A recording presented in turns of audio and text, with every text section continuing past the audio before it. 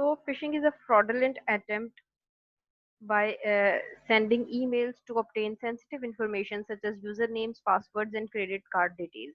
Fishing basically phishing attack आपका होता है कि फ्रॉडलेंट अटैक के लिए किसी फ्रॉड के तहत आपसे आपकी सेंसिटिव इंफॉर्मेशन जो कि आपके यूजर नेम्स हो सकते हैं, किसी अकाउंट का पासवर्ड हो सकता है, आपके क्रेडिट कार्ड या डेबिट कार्ड की कोई डिटेल्स हो सकती हैं, वो सारी अगर आपसे डिटेल्स ले ली जाएं तो that is the act of phishing. ठीक है, that is known as a phishing attack. अगर आपको कुछ ऐसी वो ईमेल्स, ऐसी फ्रॉडलेंट एक्टिविटीज, ऐसे इस तरीके से आपसे ईमेल्स आपको भेजते हैं कि आप उस ईमेल का रिस्पॉन्स करते हो, आप जब उस ईमेल्स का रिस्पॉन्स करते हो तो इन बैकएंड में क्या हो रहा होता है कि आपकी जो इंपॉर्टेंट इन्फॉर्मेशन होती है, जो आपकी सेंसिटिव इन्फॉर्मेशन होती है, जो आपको किसी से शेयर नहीं करनी चाहिए, वो सारी जो डिटेल्स होती हैं वो आपकी हैकर के पास चली जाती हैं। ठीक है, you can see in the diagram 4.18 so there is a phishing attacker and there is your in other laptop there is a personal data, and the phishing attacker is wants to know your personal data. That is why he might send different emails to you for the hacking purpose. Now let's begin with the characteristic of phishing emails. Number one is it normally appears as an important notice, urgent update or alert. वो कहते हैं normally phishing attack के अंदर जो हमें emails receive होती हैं वो ऐसी ईमेल्स होती हैं कि उनका नाम होता है कि इट्स एन इम्पोर्टेंट नोटिस और अर्जेंट अपडेट और इट्स वार्निंग और अलर्ट, इस तरीके की वो आपको बनाकर ईमेल्स भेजते हैं कि आप उन ईमेल्स को फौरन ओपन करते ही करते हो। The subject of such email is set in a way that the email recipient believes that the email has come from a trusted source. वो कहते हैं कि उस ईमेल का जो सब्जेक्ट होता है वो इस तरीके से लिखा जाता है, इस तरीके से बनाया जाता है कि जो आपका रेसिपेंट होता है, जहां मतलब जो आपको रिसीव अगर ईमेल हो रहा है तो जो आप रेसिपेंट हो वो यकीन कर ले कि ये जो ईमेल जनरेट की गई है ये एक ट्रस्टेड सोर्स से की गई है, कोई बैंक से की गई है, मतलब बैंक का नाम यूज करते हैं वो सिम बिल्कुल उस तरह ही करते हैं जिस तरह ओरिजिनल होता है। तो मगर बार बार आपको बैंक से मैसेजेस आ रहे होते हैं आप कि we will never ask for your pin, we will never ask for your password और user name, and don't trust on any email sent on the behalf of such bank। तो ये सारी जो चीजें होती है ना, बैंक कभी भी इस तरीके से इंपॉर्टेंट इन्फॉर्मेशन आपकी नहीं मांगते। ठीक है, एग्जांपल्स देखो, सम एग्जांपल, फर्स्ट एग्जांपल है someone tried to open your account, change your password immediately.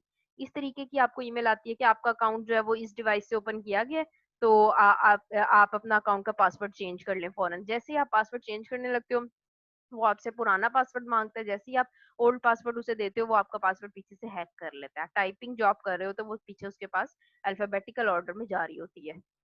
Second है आपका official data breach notification. Official data breach हो गया कि आपकी सिक्योरिटी को खतरा है तो आप इस नोटिफिकेशन को अलर्ट करो, तो देखो इसके अंदर अपनी चेंजिंग्स करो, यूजर नेम चेंज करो, ये वो। Packet delivery at your home address, आपके घर के एड्रेस पर कोई पार्सल डिलीवर करवा सकते हैं जिसको आप फिल करके आप उन्हें अगेन ट्रांसफर करो या कुछ भी इस तरीके से। नंबर फोर्थ है IT reminder, your password expired in less than 24 hours, कि आपका जो पासवर्ड है ये एक्सपायर होने वाला है, आप इस पासवर्ड को अब चेंज कर लो। तो ये जो सारी एक्टिविटीज है ना, इन सारी एक्टिविटीज के अंदर आपकी फ्रॉडलेंट जो हैकर होता है वो इन्वॉल्व हो रहा होता है। एक्चुअल पर्सन, एक्चुअल ऑर्गेनाइजेशन इसमें इन्वॉल्व नहीं होती हैं। Change of password required immediately, वही बात। Revised vacation and sick time policy, email account update, मतलब ये सारी एक रीजंस के इन इस तरीके से ना वो ये रीजंस बनाकर आपको ईमेल्स भेजते हैं, बल्क में आपको ईमेल भेजना शुरू कर देते हैं। और उससे क्या होता है कि आप उन ईमेल्स को ओपन करते हो और अपना अगर आप उनकी बातों में आ जाओ और आपको लगे कि नहीं जी ये ट्रस्टेड सोर्स से ईमेल भेजी गई है, आप वो अब चीज परफॉर्म करने लग जाते हो और वहीं से आपका सारा डाटा, आपका जो होता है, आपकी सिक्योरिटी जो होती है वो ब्रीच हो जाती है। Second point is it sometimes contain messages that sound attractive rather than threatening, that is promising the recipient for a prize or a reward. वो कहते हैं sometimes the phishing attacker might send you a message that is very interesting, जो बहुत interesting होता है, आपको आप फौरन अट्रैक्टिव होता है, जो आप एकदम देखते ही आपको होता है कि नहीं जी इसमें कुछ जरूर मुझे कुछ मिल जाएगा। तो एग्जाम्पल उसने दी कि कोई प्रॉमिस कर लेते हैं कि आपको ये प्राइज मिलेगा, या रिवॉर्ड मिलेगा, आप ये चीज करें इस पे आपको ये चीज मिलेगी। तो वो जो बंदा होता है कन्विंस हो जाता है कि मैं ये चीज परफॉर्म कर लेता हूँ तो मुझे ये मिलेगी। तो इस तरीके की जो ईमेल्स होती हैं वो भी सारी फ्रॉडलेंट ईमेल्स होती हैं और उनके थ्रू आपका इंपॉर्टेंट जो डाटा होता है वो हैक हो जाता है। Third point, it normally uses forward sender's address, for example admin@facebook.com, info@gmail.com। etc. You can also open an email if it is from principal at your school.edu.pk. In email, there can be some link that has no relation with your school. So while filling online forms, take care of the URL Uniform Resource Locator appearing in the address bar of the web browser. वो कहते हैं कुछ इस तरह से वो आपको send करते हैं, मतलब अपनी हर तरीके से क्लियरेंस कर देते हैं वो, कि कहीं जो रेसिपेंट है वो पहचान ना ले कि हम नकली बंदे हैं या हम हैकर हैं या हम फ्रॉडलेंट एक्टिविटी में इन्वॉल्व हैं। तो वो कुछ इस टाइप की ईमेल्स आपको इस तरह की ईमेल एड्रेस बनाकर आपको ईमेल भेजते हैं। तो वो कहते हैं whensoever you are opening such type of email address always look at your address bar. Web browser के ऊपर जो एड्रेस बार होता है, जैसे यहाँ पर भी आपको नजर आ रहा होगा सी ड्राइव यूजर, ये सारा जो आपको नाम नजर आ रहा है ये पूरा एड्रेस है, ठीक है। ये सारा एड्रेस है, यहाँ से मैंने अपनी आपकी ये जो बुक है इसी को एक्सेस लिया हुआ है। तो वो कहते हैं कि इस तरीके से अगर आपको जब कभी भी कोई इस तरीके से ईमेल आपको रिसीव हो तो be very careful, look at the address bar, that your address bar will show actual address of what you have opened right now. Okay, so be very careful when browsing to the internet also, and whensoever you are filling any form or such type of stuff. Fourth one is it usually takes content such as logos, images from the actual website to make the fraudulent email look like a genuine one. वो कहते हैं कि वो अक्सर जो इस तरह की है कि लोग आपको ईमेल भेजते हैं उसके अंदर वो पिक्चर्स भी डालते हैं, लोगोस भी ऐड करते हैं एक्चुअल वेबसाइट्स के, और मतलब इस तरीके से बनाने की कोशिश करते हैं कि वो जो ईमेल है वो जेन्युइन ईमेल लगे, वो कहीं से लगे ही ना कि इसके अंदर कोई फ्रॉडुलेंट एक्टिविटी इन्वॉल्व की गई है, ठीक है।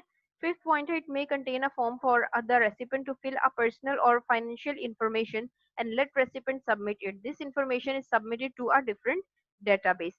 अब वो कहते हैं कि कुछ इस तरीके से भी आपको रेसिपेंट से आपसे फॉर्म या इंपॉर्टेंट इन्फॉर्मेशन ले ली जाती है कि वो कहते हैं कि ये एक ऑर्गेनाइजेशन है या एक सर्वे परफॉर्म हो रहा है, इस सर्वे को आप फिल आउट करें, और तो हम देखना चाहते हैं कि कितने लोग इसमें इंटरेस्टेड हैं या कितने हमारी प्रोडक्ट में इंटरेस्टेड नहीं है। तो इस तरीके से भी जितनी भी चीजें होती हैं, these all are the fraudulent activities, never ever trust on such type of activities. Okay, next है, अच्छा ये जो अभी तक हमने पढ़ा ये है आपके थ्रू ईमेल्स, कि ईमेल के थ्रू आपको किस तरीके से आपको पागल बनाते हैं, एक तरीके से लोग किस तरह आपको वो करते हैं कि आप हमारे ईमेल्स पर यकीन कर लो और आपको वो आपकी सारी सिक्योरिटी ब्रीच हो जाती है, इंपॉर्टेंट इंफॉर्मेशन आपकी चली जाती है। अब है characteristic of a fishing website, की वेबसाइट भी कुछ ऐसी होती हैं कि जिनके थ्रू आपको आपका इंपॉर्टेंट डाटा चोरी हो सकता है। First one है it looks like original due to same content such as images, text, logos, color scheme. वो कहते हैं कुछ वेबसाइट्स ऐसी होती हैं जो कि दूसरी वेबसाइट की कॉपी बना दी जाती है, कि एक ऑर्गेनाइजेशन होती है, इंपॉर्टेंट ऑर्गेनाइजेशन होती है। हम बैंक की बात करें तो मे बी यूबीएल बैंक की जो एक वेबसाइट है वो ही हैक हो जाती है, और वो सेम उसी तरह का कंटेंट, सेम उसी तरह का स्टफ लेकर एक और नकली एक वेबसाइट बनाकर भेजी जाती है, ठीक है। तो इस तरीके से आप हम यूजर को या जो रेसिपेंट्स होते हैं उनको फ्रॉडुलेंट एक्टिविटी में इन्वॉल्व किया जाता है। सो always look at the web browser for which website whatsoever emails you are opening and on whatsoever you are browsing. Okay. Second है it may contains actual links to web contents of the legitimate website such as contact us, privacy or disclaimer to trick the visitor. वो कहते हैं कुछ इस तरीके से websites में या कुछ आपको इस तरीके के लिंक भेजे जाते हैं कि वो जो लिंक्स होते हैं वो आपकी ओरिजिनल वेबसाइट से जोड़ दिए जाते हैं, जब हालांकि ओरिजिनल वेबसाइट से वो बैकएंड पे जोड़े नहीं जाते। नजर आपको आ रहा होता है कि आपकी ओरिजिनल वेबसाइट ओपन है मगर बैकएंड पर आपकी ओरिजिनल वेबसाइट ओपन नहीं होती है, ठीक है। नंबर थर्ड है it may use similar name as that of the actual website, वो ही नेम वो यूज करता है जो आपका एक्चुअल वेबसाइट का नेम होता है, सिम वही नेम वो अपने जो फ्रॉडुलेंट वेबसाइट वो क्रिएट करता है उसके लिए भी वही नेम यूज करता है, ताकि हम ज्यादा से ज्यादा लोगों को फ्रॉडुलेंट एक्ट में इन्वॉल्व किया जा सके। फोर्थ वन है it may use forms to collect visitors information where these forms are similar to those in the legitimate website. वो कहते हैं कि कुछ इस तरीके से इंफॉर्मेशन, कुछ इस तरीके की फॉर्म्स, कुछ इस तरीके से वेबसाइट्स आपकी डिजाइन कर दी जाती हैं जिनके ऊपर वही इंफॉर्मेशन पड़ी हुई होती है जो कि ओरिजिनल वेबसाइट पे पड़ी होती है। तो अगर उस तरीके के आप उस तरह के फॉर्म्स को भी फिल कर लोगे तो all of these are actually involve in the fraudulent activity. So be careful while browsing on the internet. कहीं पर भी आप अपना इंपॉर्टेंट इंफॉर्मेशन, अपना यूजर नेम, अपना पासवर्ड कभी भी किसी को मत बताएं, ठीक है।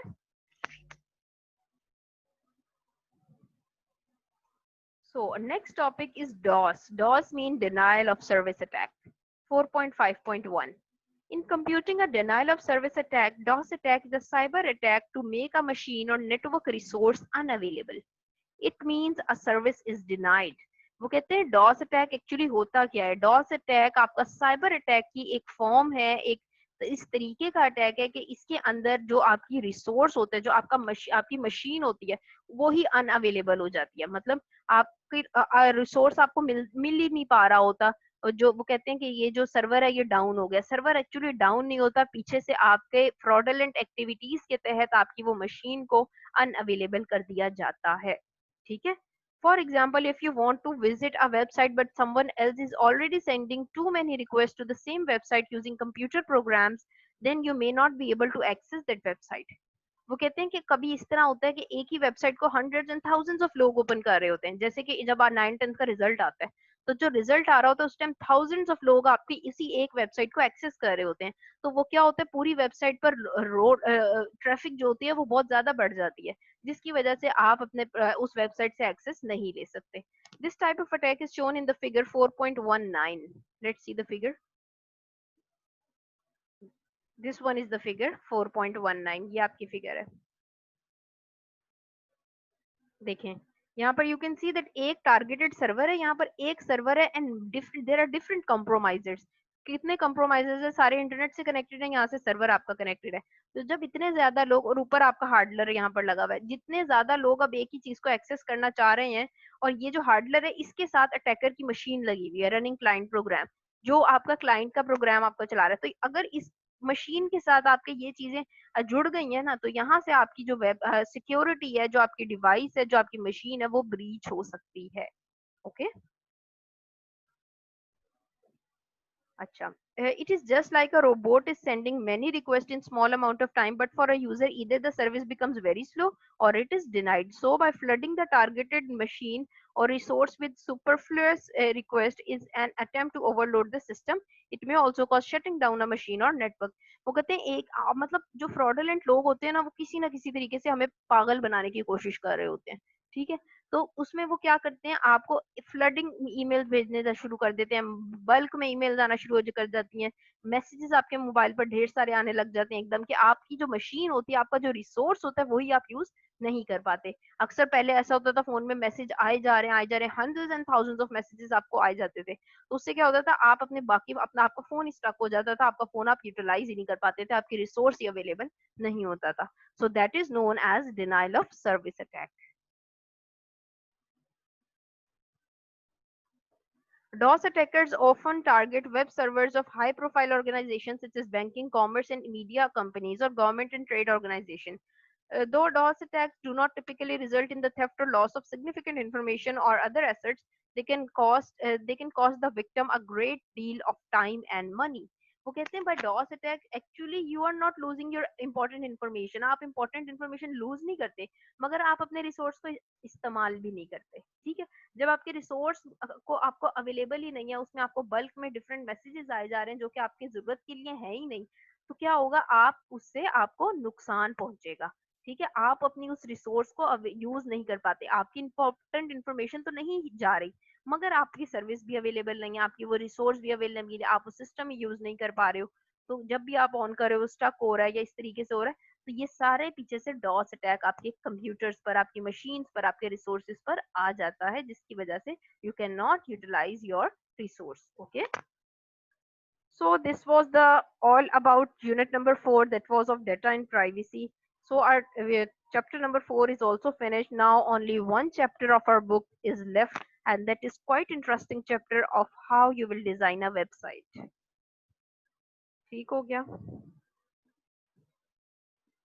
Okay, now exercise and question answers. Class 9th, you have to do these all 5 answers in your registers. ये पांचों के पांचों आंसर्स आपने इस चैप्टर में से ढूंढकर, वही बहुत आसान चीजें हैं, वही चीजें हैं जो नॉर्मली आपके चैप्टर में दी गई हैं, इनको आपने अपने रजिस्टर्स में नोट डाउन करना है, लाजमी करना है। मैंने आपको बताया your registers will be in the school after a few days. So आपका काम जो है वो कंप्लीट होना चाहिए, ताकि आप लोग भी रिलैक्स करो और मुझे भी टेंशन ना हो कि आपने काम नहीं किया। Okay. And you have to do these all, fill in the blanks and MCQs by your own self. As I have, we have already read the chapter. हमने chapter पढ़ लिया है. Now you can easily do the fill in the blanks and true, false or MCQs by your own self. If there will be any difficulty, you can ask from me in the next class.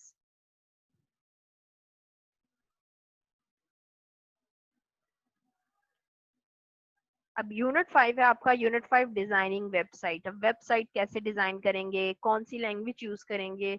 HTML हम basically इसमें use करते हैं. Class 8 में भी आपने ये चीज पढ़ी थी HTML की. तो यहाँ पर थोड़ा सा और उसने बताया हुआ है. अक्सर चीजें वही हैं उसके अंदर, थोड़ा बहुत चीजें और उसने ऐड की गई हैं. तो we will start this from our next class. Okay. Up till now, we have finished the 4 chapters of our book, and you have to do the work, the exercise of the chapter side by side.